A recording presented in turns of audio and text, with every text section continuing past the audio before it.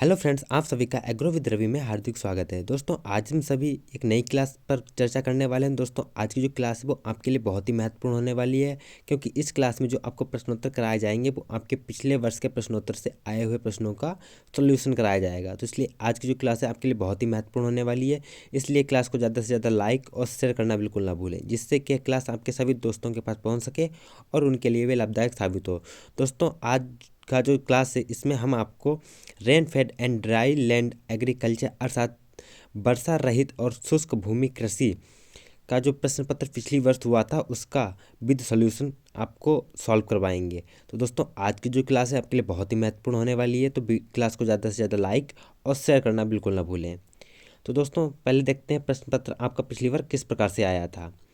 तो सबसे पहले जो आपका प्रश्न पत्र था उस पर BSc agriculture fifth semester examination code अर्थात 2021-22, फिर new course paper first rain fade and dryland agriculture. आपको जो पहले प्रश्न पत्र हुआ करते थे वो 3 घंटे के हुआ करते थे, और जो आपका मिनिमम मैक्सिमम मार्क्स था वो 50 नंबर का था। उसके बाद नीचे लिख के आता है कि सभी खंडों के निर्देशानुसार प्रश्नों के उत्तर दीजिए। सभी खंडों से निर्देशानुसार प्रश्नों के उत्तर दीजिएगा। फिर उसके बाद नीचे बढ़ने पर अर्थात अगले पेज पर आने पर लिखा मिलता है कि अभ्यर्थी प्रश्नों के उत्तर क्रमानुसार लिखे। यदि किसी प्रश्न के कई भाग हों तो उनके एक उत्तर ही तारतम्य में लिखे जाएं। उसके बाद जो आपका सेक्शन ए है वो यह है कि खंड आ में आपको जो संक्षेप में टिप्पणी करनी होती जो कि लगभग 100 शब्दों की होती है, और प्रत्येक टिप्पणी आपको 2 नंबर की होती है। जो आपकी पहली है वो है ड्राई स्पेल एंड ड्रॉट अर्थात शुष्क अवधि और सूखा। दूसरी है आदर्श सूखा। फिर है परिशुद्ध कृषि।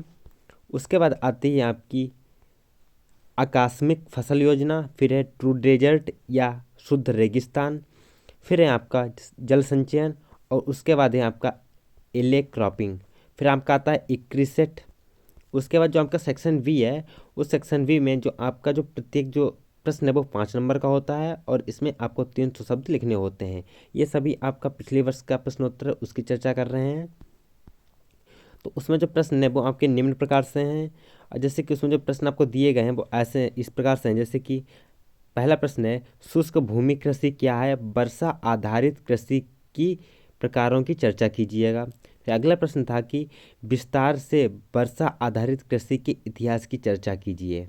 फिर है आपका भारतीय कृषि में शुष्क कृषि की महत्व का वर्णन कीजिए। फिर है सूखा क्या है और सूखे का वर्गीकरण कीजिएगा। उसके बाद दोस्तों जो खंड सा है, खंड सा में आपको 600 शब्दों से उत्तर लिखना होता है, और प्रत्येक उत्तर का जो नंबर थे वो आपको 12 नंबर मिलते थे। अब की बार जो होगा वो प्रश्न दोस्तों अगली बार इस बार जो प्रश्न पत्र आपके लिए आएगा वो अलग से निर्धारित किया जाएगा, क्योंकि इस बार जो आपका प्रश्न पत्र होगा वो सिर्फ 2 घंटे में ही आपको उसका उत्तर लिख के देना होगा। इसलिए जो प्रश्न बनाए जाएंगे वो आपके समय के अनुसार ही बनाए जाएंगे, जिसमें आप 100% प्रश्न को हल कर सकें। तो इसमें जो प्रश्न था वो इस प्रकार से थे कि परिशुद्धता कृषि क्या है, परिशुद्धता कृषि के घटकों को लिखिए तथा किसी एक घटक का सविस्तार वर्णन कीजिएगा। फिर अगला प्रश्न है वो यह था कि फसल पर असामान्य मौसम की स्थिति के प्रभाव का वर्णन कीजिए। इसके अलावा विभिन्न प्रकार की आकस्मिक फसल योजनाओं का भी वर्णन कीजिए। फिर बात करते हैं अगले प्रश्न की। अगला प्रश्न यह है कि नमी की कमी को स्थितियों के तहत फसल अनुकूलन तंत्र का सविस्तार से वर्णन कीजिएगा। उसके बाद जो लास्ट प्रश्न है वो यह है कि पानी की कमी से क्या तात्पर्य है और पौधों की भौतिक प्रारूपात्मक विशेषताओं पर पानी की क्या कमी के क्या प्रभाव हुए हैं। तो दोस्तों इस प्रकार से जो प्रश्न थे वो आपकी पिछली बार परीक्षा में पूछे गए थे। तो दोस्तों इन्हीं सभी प्रश्नों का जो हल है वो आपके लिए लाए हैं। तो दोस्तों अगर आपको क्लास पसंद आए तो क्लास को ज़्यादा से ज़्यादा लाइक और शेयर करना बिल्कुल ना भूलें। साथ में अगर आप चैनल पर नए हैं तो चैनल को सब्सक्राइब कर लें, और साथ में बेल आइकन दबाना बिल्कुल ना भूलें, जिससे कि इसी प्रकार के और भी क्लासेज आपसे सबसे पहले आपको प्राप्त हों।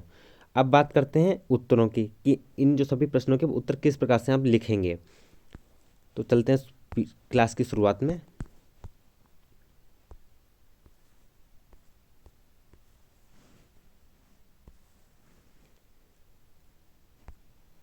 तो दोस्तों क्लास की शुरुआत में हम सभी आ गए हैं, जिसमें जो आपका सेक्शन ए है अर्थात खंड आ, उसमें आपको जो अतिलघुत्तरीय प्रश्न लिखने थे, उसमें जो पहला प्रश्न था अर्थात जो टिप्पणियाँ लिखनी थी, उसमें था जो पहला प्रश्न वो था शुष्क, अवधि और सूखा।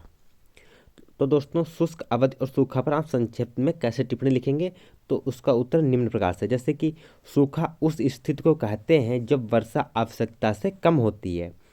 तो सूखा किसे कहते हैं, तो सूखा उस स्थिति को कहा जाता है जब वर्षा आवश्यकता से कम होती है। इस स्थिति में भूमिगत जल का स्तर भी कम हो जाता है, अर्थात जब वर्षा कम होगी तो जो भूमिगत जल का जो स्तर होता है वो स्वतः ही कम हो जाएगा और जीवन पर इसका प्रतिकूल प्रभाव पड़ता है।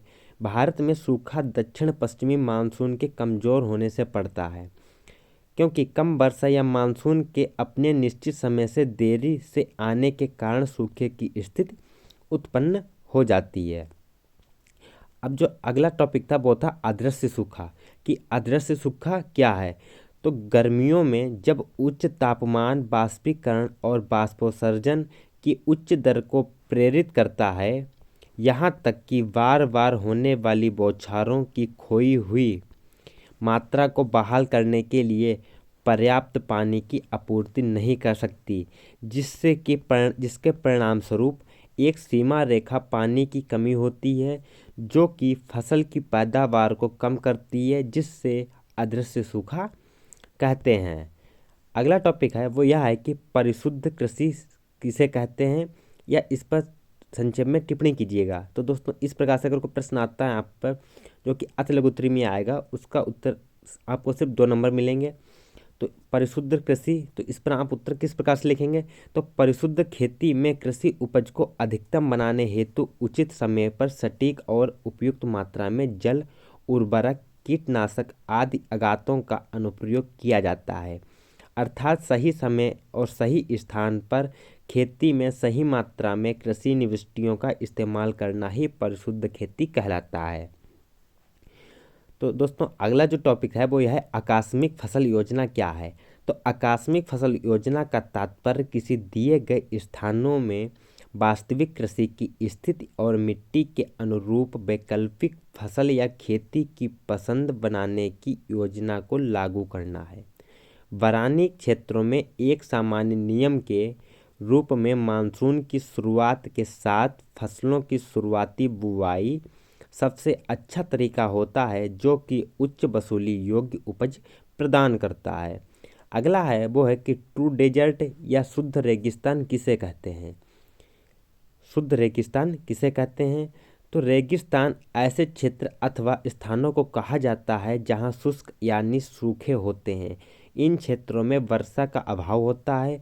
रेगिस्तान तापमान के आधार पर गर्म अथवा ठंडे हो सकते हैं। रेगिस्तानों में वनस्पति का अभाव होता है।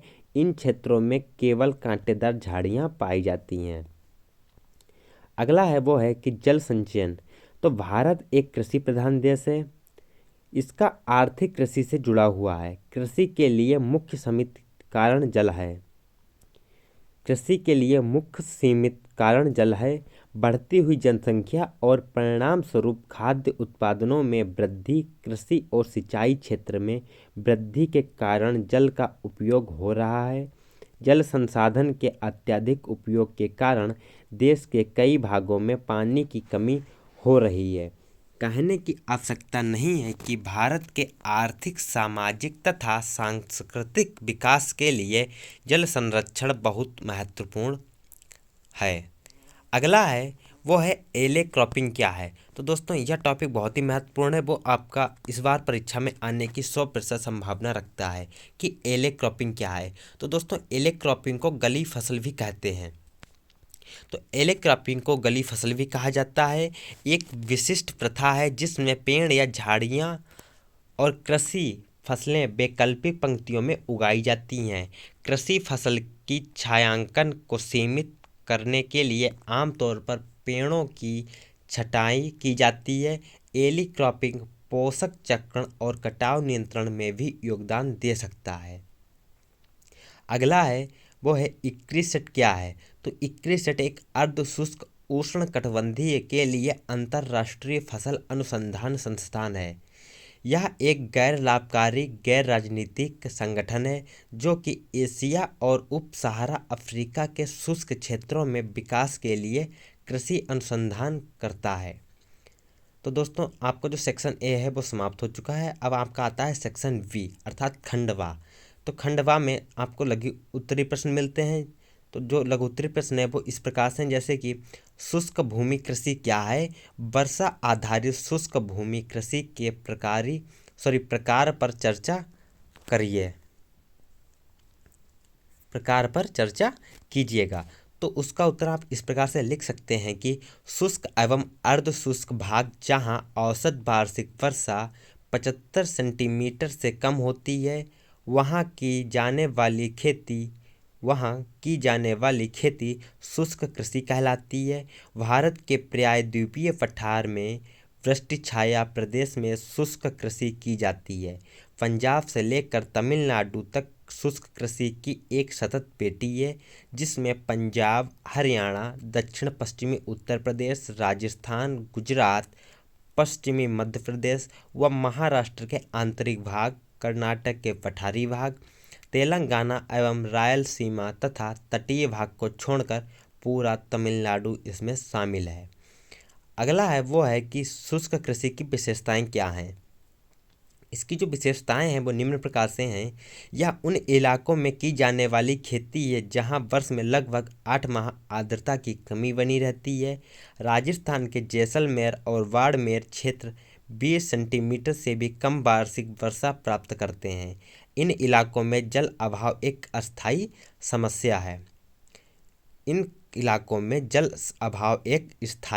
समस्या है। शुष्क कृषि वाले क्षेत्रों में सिंचाई व्यवस्था की कमी के चलते यहाँ फसलों के लिए वर्षा पर ही निर्भर रहना पड़ता है। दूसरा है कि शुष्क कृषि वाले इलाकों में मुख्य रूप से छोटे किसान रहते हैं जो स्वयं की आवश्यकता पूर्ति के लिए ही कृषि उत्पादन करते हैं। इन किसानों की आर्थिक दशा अच्छी नहीं होती है। अब बात करते हैं इसके महत्व की। तो भारत जैसे देश में दालें प्रोटीन का महत्वपूर्ण स्रोत है। शुष्क कृषि प्रदेशों में देश की लगभग 85% दाल उपजाई जाती हैं।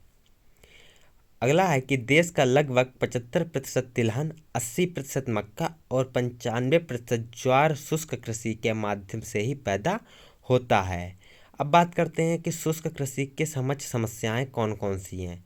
जो पहली समस्या है वो इस प्रकार से है कि शुष्क कृषि वाले इलाकों में वर्षा अनिश्चित, अनियमित व परिवर्तनशील होती है जिससे किसानों को कठिनाइयों का सामना करना पड़ता है। अगला है कि अधिकांश क्षेत्रों में मृदा में ह्यूमस व अन्य पोषक तत्वों की कमी होती है जिससे मृदा की उर्वरता कम होती है। कुछ इलाकों में मृदा उपजाऊ होती है परंतु सिंचाई व्यवस्था की कमी के कारण कृषि उत्पादन में वृद्धि करना कठिन है। अब बात करते हैं कि शुष्क भूमि कृषि को 3 श्रेणियों में बांटा जा सकता है और वह कौन कौन सी हैं। जो पहली है वो है शुष्क खेती। तो शुष्क खेती उन क्षेत्रों में फसलों की खेती जहां वर्षा 750 मिमी प्रति वर्ष से कम होती है। फिर अगला है कि शुष्क भूमि पर खेती। तो 750 मिमी से अधिक वर्षा वाले क्षेत्रों में फसल कहते हैं। फिर है वरानी खेती। तो 1150 मिलीमीटर से अधिक प्राप्त क्षेत्रों को वरानी खेती कहते हैं। इसी प्रकार से अब बात करते हैं प्रश्न 3 की कि प्रश्न 3 क्या है। तो विस्तार से वर्षा आधारित कृषि के इतिहास की चर्चा कीजिए। तो दोस्तों अगर इस प्रकार से प्रश्न आपकी परीक्षा में पुनः पूछा जाए तो आप उसका उत्तर है वो इस प्रकार से लिख सकते हैं कि विश्व की कृषि भूमि के 80% भाग पर वर्षा आधारित कृषि की जाती है और इस क्षेत्र से विश्व के मुख्य खाद्य पदार्थों का लगभग 70% उत्पादन होता है जिनमें विकासशील एवं कम इष्ट क्षेत्रों के समुदाय के खाद्यान्न सम्मिलित हैं। भारतीय कृषि में वर्षा आधारित बहुलता है। 50% से अधिक कृषि क्षेत्र में सिंचाई की सुविधा उपलब्ध नहीं है। वर्षा आधारित कृषि इसलिए भी महत्वपूर्ण है क्योंकि इन क्षेत्रों में भारत की 40% आबादी निवास करती है और लगभग 72% ग्रामीण आबादी में। इस क्षेत्र में 81% ग्रामीण गरीब जनता बसती है। यह क्षेत्र वर्तमान समय में 40% खाद्यान्नों का उत्पादन करता है और 2/3 पशुधन को सहायता देता है। संपूर्ण सुविधाएं प्राप्त कर लेने के पश्चात भी भारत 40% बुवाई क्षेत्र वर्षा आधारित क्षेत्र के रूप में रह जाएगा। अर्थव्यवस्था में कृषि के योगदान के लिए वर्षा आधारित कृषि का निष्पादन बहुत ही महत्वपूर्ण होता है। वास्तव में वर्षा आधारित कृषि का महत्व वृद्धि, समान हिस्सेदारी और निरंतरता के कारण भारत क्षेत्रफल 73 मिलियन हेक्टेयर और उत्पादन के मूल्य के संदर्भ में उन देशों में शीर्ष स्थान पर है जहां वर्षा आधारित कृषि की जाती है। भूमि और श्रमिकों को कम उत्पादकता के कारण वर्षा आधारित क्षेत्र में गरीबी अधिक होती है। दोस्तों, अगर आपको आज की क्लास पसंद आए तो क्लास को ज़्यादा से ज़्यादा लाइक और शेयर करें। अगला प्रश्न है कि भारतीय कृषि में शुष्क खेती के महत्व का वर्णन कीजिए। तो दोस्तों, अगर इस प्रकार से प्रश्न आपकी परीक्षा में आता है तो आप उसका उत्तर इस प्रकार से लिख सकते हैं कि भारत में कम वर्षा के जिन प्रदेशों में सिंचाई के बिना कृषि की जाती है वह शुष्क कृषि के क्षेत्र कहे जाते हैं। शुष्क कृषि में गोबर की खाद, बार बार खेत की जुताई, फसलों की निराई गुड़ाई तथा खरपतवार को खेत से निकालने पर विशेष बल दिया जाता है। भारत में शुष्क कृषि ऐसे प्रदेशों में की जाती है जहां वार्षिक वर्षा 40 से 70 सेमी से कम रहती है। शुष्क कृषि प्रदेशों में वर्षा फसलें उगाने के लिए तो काफ़ी होती हैं, परंतु वर्षा स्थिर अथवा चंचल होती है। इस कृषि वर्षा किसी भी वर्ष सामान्य से बहुत कम और कभी सामान्य से बहुत अधिक होती है।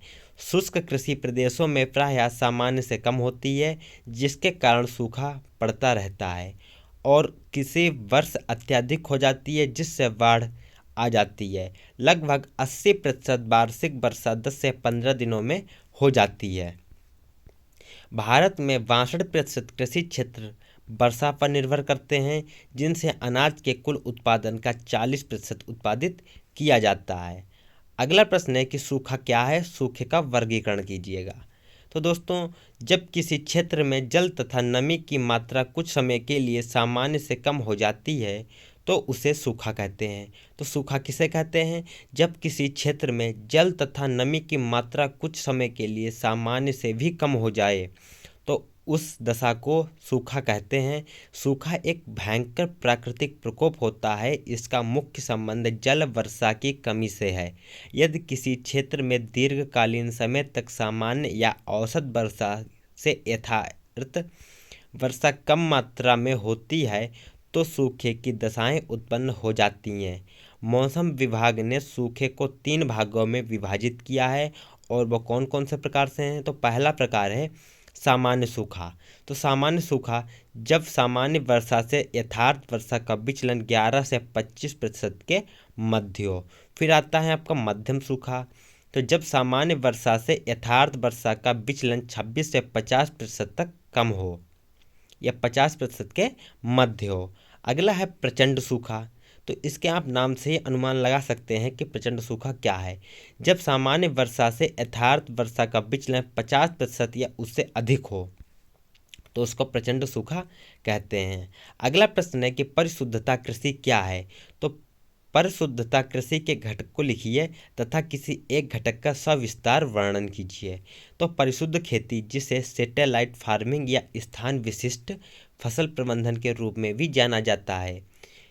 तो दोस्तों, जो परिशुद्ध खेती है इसका आशय डिजिटल कृषि प्रौद्योगिकियों का उपयोग करके फसल की उत्पादकता में वृद्धि करने तथा उसकी उपज को अधिकतम बनाने के लिए उचित समय पर सटीक और उपयुक्त मात्रा में जल, उर्वरक, कीटनाशक आदि आगातों का अनुप्रयोग है।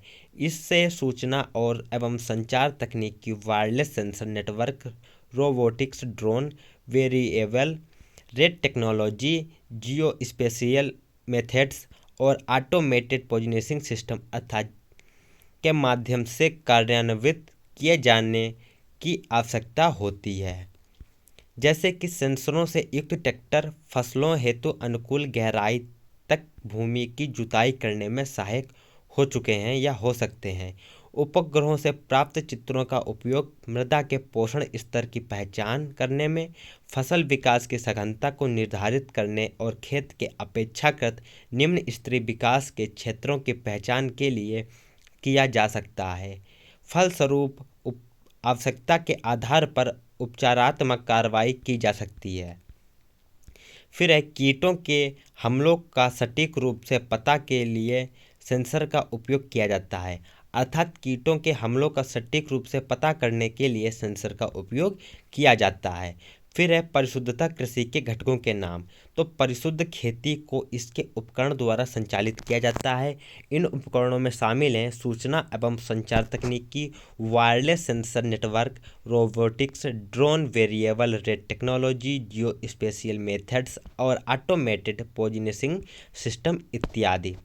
अब बात करते हैं सूचना एवं संचार तकनीकी की, क्योंकि एक घटक का सब स्तर प्रश्न में पूछा गया था, तो आप उसमें से किसी का भी एक सब विस्तार वर्णन कर सकते हैं। तो जैसे कि सूचना एवं संचार तकनीकी का जो विस्तार है वो इस प्रकार से कर सकते हैं कि सूचना एवं संचार तकनीकी से तात्पर्य उस सूचना संप्रेषण तकनीक से है जिसके माध्यम से संप्रेषण कार्य अत्यधिक प्रभावी ढंग से संपन्न किया जाता है।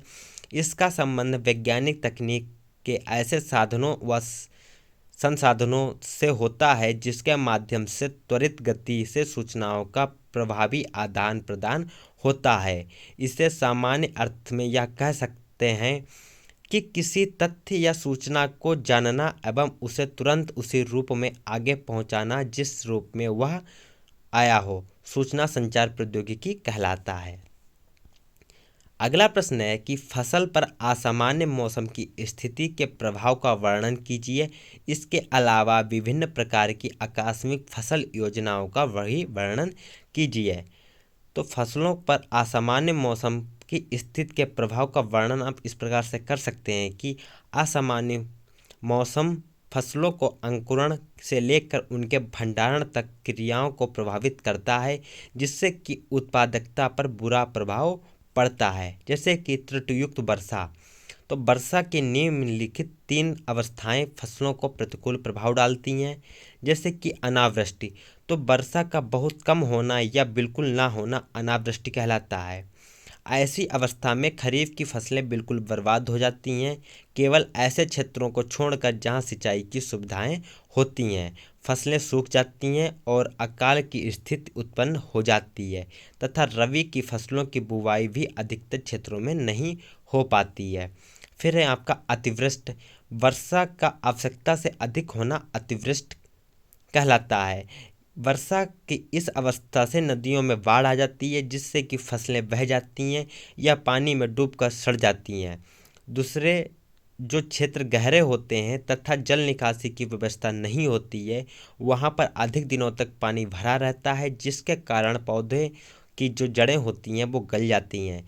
इससे खरीफ की फसलों को भारी हानि होती है तथा रबी की फसलों पर भी बुरा प्रभाव पड़ता है, क्योंकि ज़मीन की समय पर जुताई नहीं हो पाती है, जिससे कि रबी की फसलों की बुवाई देर से होती है।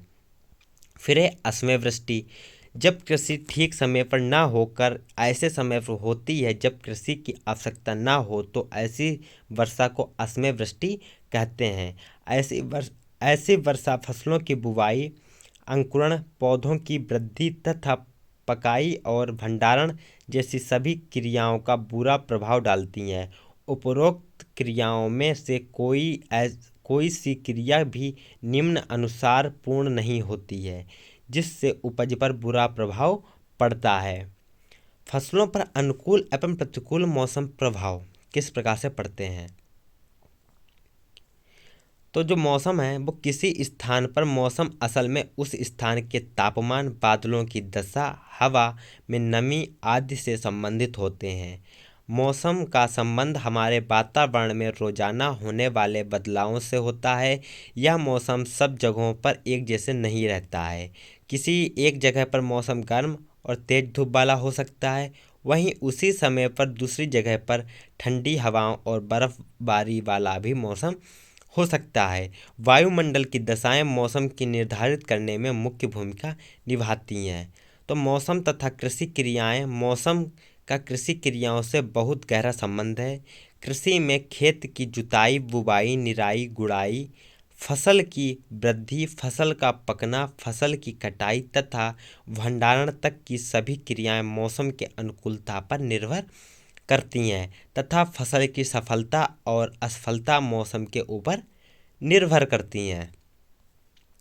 आगे है कि किसी भी फसल की उपज प्राप्त करने के लिए समय पर फसल की बुवाई होनी चाहिए। फिर अंकुरण के लिए उचित धूप, वायु तथा नमी की आवश्यकता होती है। इसके बाद पौधों की वृद्धि के लिए धूप, वर्षा और वायु की आवश्यकता पड़ती है। पौधों में प्रकाश संश्लेषण की क्रिया के लिए धूप की आवश्यकता होती है। धूप में पेड़ पौधे अपना भोजन बनाते हैं तथा धूप से भूमि के ताप में वृद्धि होती है, जिससे आवश्यकता तत्व जल में घुल जाते हैं, जिन्हें पौधे अपनी जड़ों के द्वारा ग्रहण करते हैं। धूप में फसलों पर कीड़ों का प्रभाव भी कम होता है। इसके अतिरिक्त पौधों की वृद्धि होती है। समय समय पर सिंचाई की आवश्यकता होती है। यदि इस समय पर वर्षा हो जाए तो सिंचाई के साथ साथ वायु में भी नमी की मात्रा बढ़ जाती है, जिससे पौधों की पैदावार अच्छी होती है। इस प्रकार फसलों की पकाई, कटाई तथा भंडारण के समय भी अनुकूल मौसम का होना अनिवार्य है। यही कारण है कि जिस वर्ष मौसम फसलों के अनुकूल होता है, फसलों की पैदावार अच्छी होती है तथा जिस वर्ष मौसम प्रतिकूल होता है, उस वर्ष में फसलों की पैदावार कम होती है। अब फसलों पर मौसम के अनुकूल और प्रतिकूल प्रभाव। तो भारत की अधिकांश भूमि पर असिंचित खेती होती है, जहाँ पर फसल का पैदा होना या ना होना केवल प्रकृति पर निर्भर करता है। इसके अतिरिक्त उन स्थानों पर भी जहाँ सिंचाई के साधन हैं, यदि फसलों के अनुकूल हैं तो अच्छी उपज होती है। इसके विपरीत मौसम के प्रतिकूल दशाएं होने पर उपज अच्छी होती है। प्रतिकूल दशाएं होने पर उपज अच्छी नहीं होती है। हमारे देश में मुख्यतः 3 ऋतुएं ग्रीष्म, वर्षा तथा शरद की होती हैं। इन ऋतुओं का मौसम विभिन्न प्रकार से होता है। इसी आधार पर भारतवर्ष में मुख्यतः फसलों की भी जलवायु के आधार पर 3 भागों में विभाजित कर सकते हैं।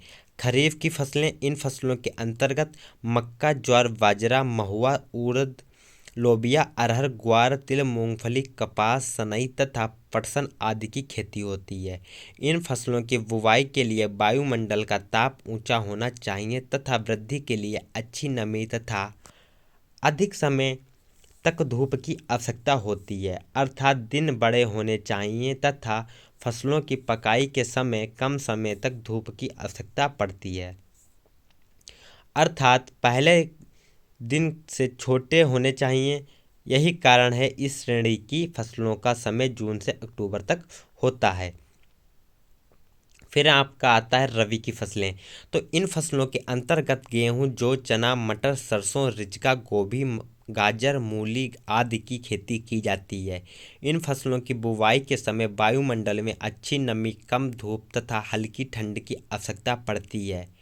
पौधों की वृद्धि के लिए ठंडा वातावरण तथा कम समय के लिए प्रकाश की आवश्यकता पड़ती है तथा फसलों की पकाई के लिए गर्म दिन तथा अधिक समय के लिए ताप की आवश्यकता पड़ती है। दोस्तों, अगर आज की क्लास आपको पसंद आए तो क्लास को ज़्यादा से ज़्यादा लाइक और शेयर करना बिल्कुल ना भूलें। साथ में अगर आप चैनल पर नए हैं तो चैनल को सब्सक्राइब कर लें और घंटा बटन दबाना बिल्कुल ना भूलें, जिससे कि चैनल पर आने वाली इसी प्रकार की रोज़ डेली क्लासेज की नोटिफिकेशन आपको सबसे पहले प्राप्त हो। अब बात करते हैं आगे की ओर। तो इन फसलों की खेती का उपयुक्त समय नवंबर से अप्रैल तक होता है। फिर आपका आता है जायद की फसलें। तो इन फसलों के अंतर्गत तरबूज, खरबूजा, ककड़ी, खीरा, लौकी, तुरई, मूंग, लोबिया, सूरजमुखी आदि की खेती की जाती है। इन फसलों की बुवाई के लिए हल्की ठंड और कम समय के लिए धूप की आवश्यकता होती है।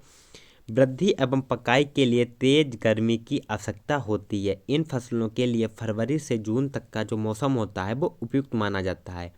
वैसे तो आज का युग वैज्ञानिक युग है, जिसमें कृत्रिम वातावरण उत्पन्न करके गैर मौसम की भी फसलें उगाई जा रही हैं, परंतु इस प्रकार से उत्पन्न की गई फसलों का उत्पादकता उस स्तर से नहीं हो पाता है जैसे कि प्राकृतिक अनुकूलन परिस्थितियों में होता है।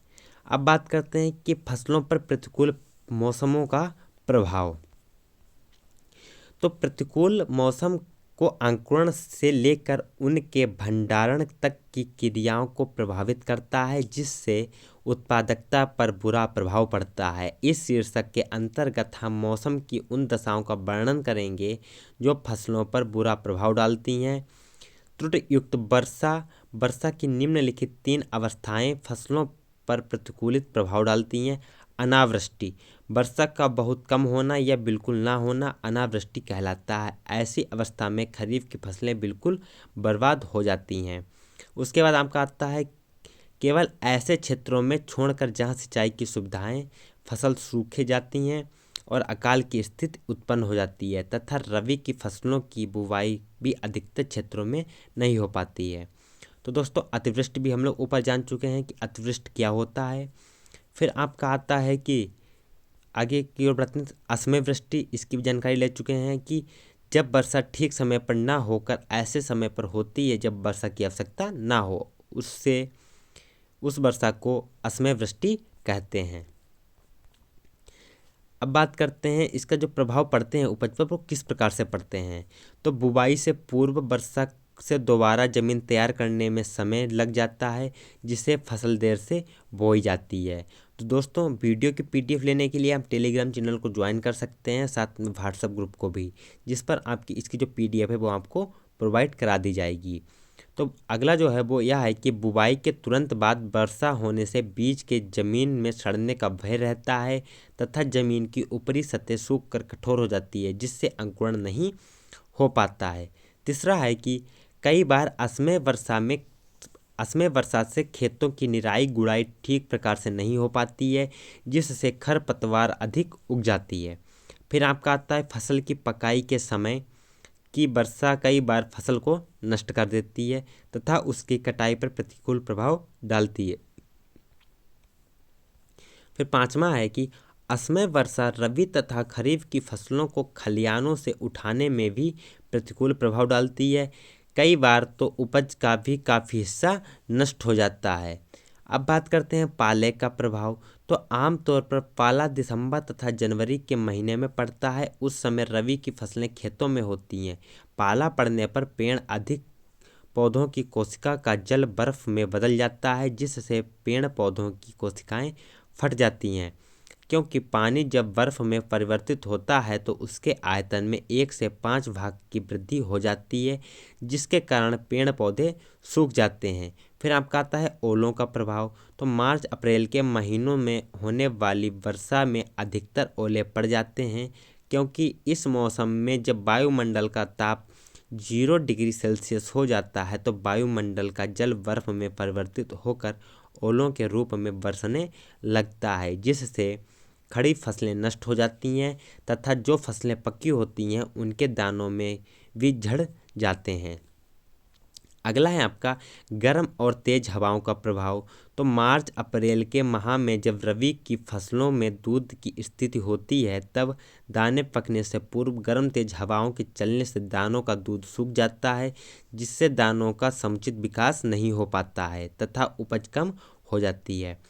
अगला प्रश्न है कि नमी की कमी को स्थितियों के तहत फसल अनुकूलन तंत्र का सविस्तार वर्णन कीजिएगा। तो दोस्तों, इसका उत्तर है वो आप इस प्रकार से लिख सकते हैं कि मिट्टी में ज़रूरत के मुताबिक नमी का होना बहुत ज़रूरी होता है। जैसे कि खेत की तैयारी से लेकर फसल की कटाई तक मिट्टी में एक निश्चित नमी रहना चाहिए। कितनी नमी हो यह इस बात पर निर्भर करता है कि कौन सा कार्य करना है और मिट्टी की बनावट कैसी है। जैसे कि बलुआही मिट्टी में कम नमी रहने से भी जुताई की जा सकती है, लेकिन चिकनी मिट्टी में एक निश्चित नमी होने से ही जुताई कर सकते हैं। इससे तरह से अलग अलग फसलों के लिए अलग अलग नमी रहनी चाहिए। जैसे कि धान के लिए अधिक नमी की ज़रूरत है, लेकिन बाजरा, कौनी वगैरह कम नमी में भी उपजाई जा सकती हैं। फिर आपका पौधों के लिए आवश्यक नमी का होना बहुत ज़रूरी होता है, क्योंकि नमी के चलते ही पौधों की जड़ें फैलती हैं और पौधे नमी के साथ ही मिट्टी से अपना भोजन लेते हैं। साथ ही मिट्टी में सूक्ष्म जीवाणु भी मिट्टी में हवा और पानी के एक निश्चित अनुपात में ही अपना काम कर पाते हैं और पौधों के लिए भोजन तैयार करते हैं। उसके बाद जो पठारी क्षेत्र होते हैं उनमें सिंचाई की क्षमता काफ़ी कम होती है। यहाँ खरीफ में केवल 7% ज़मीन में ही सिंचाई हो सकती है, जबकि रबी के मौसम में तो सिंचाई सिर्फ 3% ज़मीन में ही हो सकती है। इन क्षेत्रों के सभी सिंचाई स्रोतों का उपयोग यदि सही ढंग से और पूर्ण क्षमता के साथ किया जाए तो यह सिंचाई सिर्फ 15% ज़मीन में ही की जा सकती है। फिर आपका आता है पठारी क्षेत्र की ज़मीन उबड़ खाबड़ होती है, ऐसा हम सभी जानते हैं, पर मिट्टी की गहराई भी कम होती है। यहाँ 1000 से 1500 मिमी होती है। इस वर्षा का 80% भाग जून से सितंबर महीने तक होता है। मिट्टी की कमी, गहराई और खेत के उबड़ खाबड़ होने से वर्षा का पानी तो खेत से निकल जाता है या अपने साथ खेत की उपजाऊ मिट्टी भी ले जाता है। इन्हीं कारणों के चलते पठारी क्षेत्रों में पौधों के लिए नमी बनाए रखना बहुत ज़रूरी होता है। पठारी क्षेत्रों की मिट्टी में नमी बनाए रखने के लिए कुछ महत्वपूर्ण बातों का ध्यान रखना चाहिए। तो जैसे पहला है कि खेतों की सतह से वर्षा के जल के बहाव को रोकना, मिट्टी की गहराई के अंदर जल के बहाव की गति को बढ़ाना जिससे खेत की सतह से कम पानी बाहर जा सके। फिर वर्षा के जल की बूंदों के प्रभाव से ज़मीन की सतह पर पपड़ी बन जाती है जिससे बीज के अंकुरण में बाधा आती है और जल के मिट्टी की गहराई के अंदर वह बह जाने की क्षमता भी कम हो जाती है। फिर है भू संरक्षण के उपाय। तो इसके द्वारा मिट्टी के कटाव को रोकना ताकि अधिक उपज मिट्टी की ऊपरी सतह के जल धारण क्षमता बनी रहे। तो दोस्तों ये जो प्रश्न 9 है यह आपका आज की श्रृंखला का 9 प्रश्न है, क्योंकि आपका जो प्रश्न पत्र था उसमें सिर्फ 9 ही प्रश्न पूछे गए थे और यह अंतिम प्रश्न है। तो पानी की कमी से आपका क्या तात्पर्य? पौधों की भौतिक रूपात्मक विशेषताओं पर पानी की कमी के प्रभाव का वर्णन कीजिएगा। तो दोस्तों एक बार हम आपसे पुनः कहना चाहेंगे, अगर आप चैनल पर नए हैं तो चैनल को सब्सक्राइब कर लें, साथ में बेल आइकन दबाना ना भूलें। साथ में अगर आपको क्लास पसंद आई हो तो क्लास को ज़्यादा से ज़्यादा लाइक और शेयर करना बिल्कुल ना भूलें। तो दोस्तों इस प्रश्न का जो उत्तर आप इस प्रकार से लिख सकते हैं कि पौधों पर पानी की कमी का प्रभाव निम्न प्रकार से पड़ता है, जैसे कि पानी के तनाव का पौधों पर काफ़ी नकारात्मक प्रभाव पड़ता है, जबकि प्रभावों को तुरंत देखा जा सकता है जैसे पत्तियों को सूख जाना, मुरझाना। अन्य प्रभाव लंबे समय तक पानी की कमी पर देखे जा सकते हैं।